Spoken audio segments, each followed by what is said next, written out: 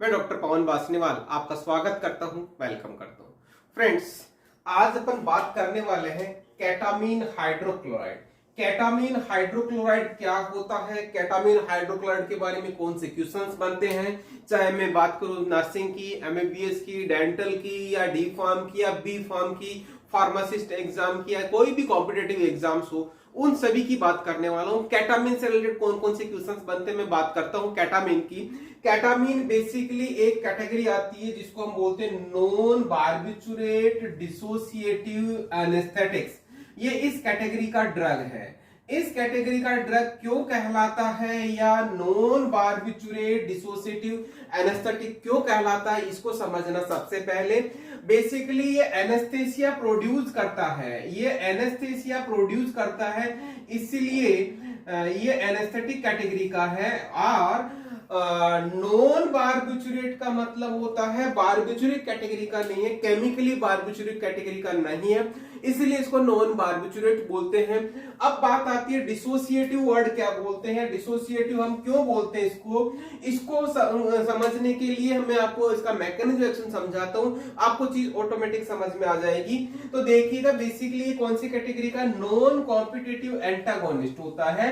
Antagonist का मतलब किसी चीज को ब्लॉक कर रहा है, नॉन कॉम्पिटिशन मतलब कोई कॉम्पिटिशन नहीं करता, सीधा जाके ब्लॉक करते हैं। इसका मतलब ये हुआ जितना हम ड्रग देंगे उसी के अकॉर्डिंग ब्लॉक करता जाएगा, इसका कोई कंपटीशन नहीं होता किसी भी ड्रग के साथ में या एगोनिस्ट के साथ में, सिंपली जाके ब्लॉक करता है। किसको ब्लॉक करता है, बेसिकली दो रिसेप्टर्स को ब्लॉक करता है ये, जिसको बोलते हैं N methyl D aspartate receptor, जिसमें ध्यान दीजिएगा एन से कैपिटल एन, डी एम से कैपिटल एम, डी से डी और ए से एस्पार्टेट। इसको शॉर्ट में एनएमडीए रिसेप्टर भी हम बोलते हैं। तो ये एनएमडीए रिसेप्टर को भी एंटागोनिस्ट करता है, या इसको फुल नेम बोल सकते हैं N methyl D aspartate receptor. Okay, और दूसरा ये ग्लूटामेट रिसेप्टर को भी ब्लॉक करता है। इस तरह से दोनों रिसेप्टर को ये नॉन कॉम्पिटिटिवली इनिबिट करता है। जैसे ही नॉन कॉम्पिटिटिवली इनको इनिबिट करता है,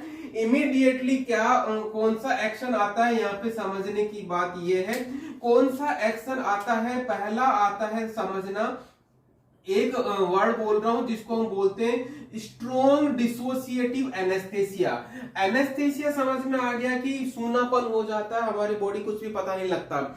इसके बाद में स्ट्रॉन्ग का मतलब बहुत स्ट्रॉन्ग इफेक्ट आता है। डिसोसिएटिव का मतलब समझिएगा, डिसोसिएटिव का मतलब ये strong feeling of dissociation from environment. इसका मतलब समझिएगा, हम एनवायरमेंट में है, सेंसेशन रहता है हमारा कि हम कहां पे हैं, कोई चीज दिख रही है या कोई चीज हमारे एनवायरमेंट है, हवा वगैरह है।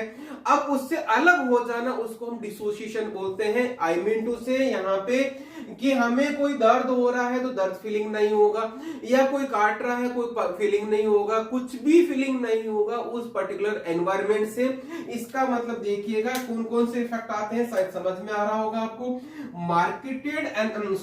Marked analgesia. मार्क्ड एनाल्जेसिया का मतलब ये होता है कि बहुत स्ट्रॉन्ग एनाल्जेसिया, मतलब नो पेन, कोई भी पेन नहीं होगा, चाहे उसका कोई काट रहा हो, कोई चीज काट रहा हो, कटिंग कर रहा हो, मतलब काटने का मतलब यहाँ पे है कोई सर्जरी परफॉर्म हो रही है पेशेंट के, तो उसको बिल्कुल भी दर्द नहीं होगा। स्ट्रॉन्ग या मार्क्ड एनाल्जेसिया होता है पहला इफेक्ट। दूसरा उसका सेडेशन होता है, उसको नींद जैसा अनुभव होता है, कोई पता नहीं लगता, उसको नींद में रहता है पेशेंट, और वो कोई दर्द फीलिंग नहीं होता है। थर्ड आता है इसका इमोबिलिटी, मतलब जब उसको कोई चीज फीलिंग नहीं हो रहा और उसमें इमोबिलिटी आ जाती है, पेशेंट हिलना डुलना बंद कर देता है। और उस टाइम पे फोर्थ आता है एमनेशिया, उसको कोई याद नहीं रहता। इस तरह की कंडीशन में पेशेंट को सर्जरी परफॉर्म की जाती है, पेशेंट के सर्जरी की जाती है किसी भी तरीके का, तो कहने का मतलब। और इस सर्जरी के टाइम पे पेशेंट को केटामीन हाइड्रोक्लोराइड दिया जाता है। ये जनरली आईवी या आईएम दिया जाता है। आईवी और आईएम का मतलब है इंट्रावेस्कुलर और इंट्रामस्कुलर दिया जाता है, जनरली ये सिचुएशन होती है। आप बात आती इसका कोई साइड इफेक्ट है क्या, बिल्कुल साइड इफेक्ट होते हैं, जनरली सभी ड्रग्स के साइड इफेक्ट होते हैं। तो इसके साइड इफेक्ट की बात, ये नोजिया वोमिटिंग जैसा जनरली सभी ड्रग्स का होता है, इस ड्रग का स्पेशली नोजिया वोमिटिंग होता है। कहने का मतलब पेशेंट जब रिकवर होता है तो उसको नोजिया जैसी शिकायत, जी खराब होना, वोमिटिंग भी आ सकती है। डिजीनेस का मतलब होता है इसका सिर चकराते रहना, सर चकराना। और डिप्लोमिया का मतलब होता है उसको एक ही चीज, जब सिर चकराता है तो एक ही चीज दो बार दिखती है, दो जैसी दिखती है, उसको डिप्लोमिया बोलती है। ड्राउजीनेस का मतलब होता है उसको नींद जैसी गहर आना, जैसे उनंदीपना या आंखें नहीं खुलना, ऐसी चीज। डिस्फोरिया का मतलब होता है स्लाइटली अनहैप्पी, उस कंडीशन की सिचुएशन को की वजह होती है। जो साइड इफेक्ट होते हैं वो कौन से होते हैं? केटामीन हाइड्रोक्लोराइड। ये इसका मैकेनिज्म ऑफ एक्शन और इसका साइड इफेक्ट हो गया। अब अपन बात करते हैं दोस्तों, यहाँ पे इसका स्ट्रक्चर जो जनरली डी फार्म या बी फार्म में इसको पूछा जाता है, और या जनरली एम फार्म या इस तरह की कैटेगरी में, या फार्मास्यूटिकल या मेडिसिनल केमिस्ट्री का पार्ट होता है ये वाला, तो देखिएगा यहाँ पे समझना।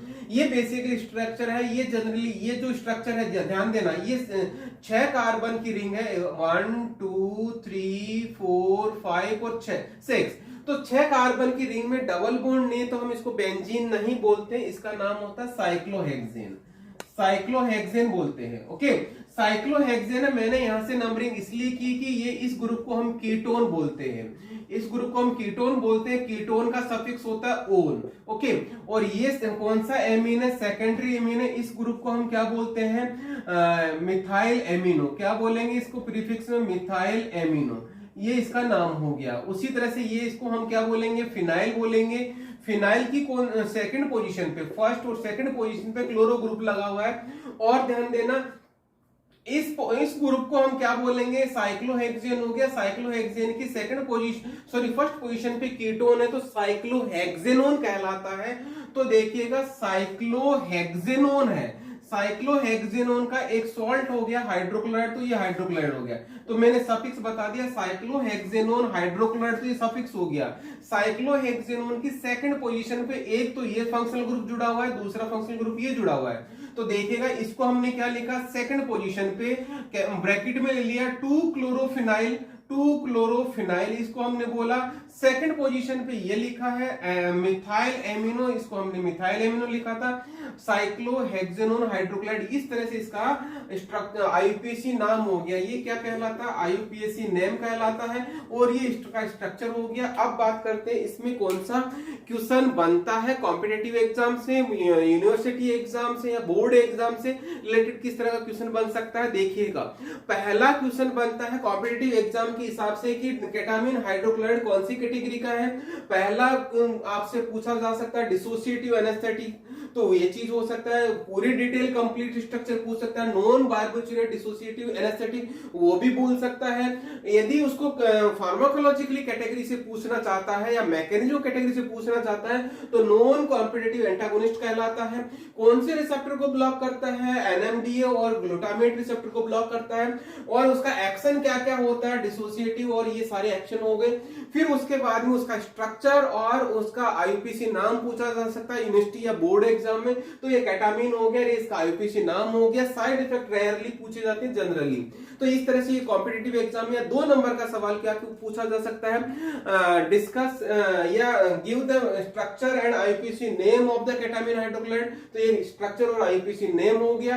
गिव द मैकेनिज्म एक्शन, ये मैकेनिज्म एक्शन हो गया। और give the action pharmacological action, ये फार्माकोलॉजिकल एक्शन हो गया। तो इस तरह से दोस्तों मैंने आपको सारी चीज बता दी। अब यहाँ पे 2 नंबर या के सवाल के अलावा 4 नंबर का सवाल भी पूछा जा सकता है।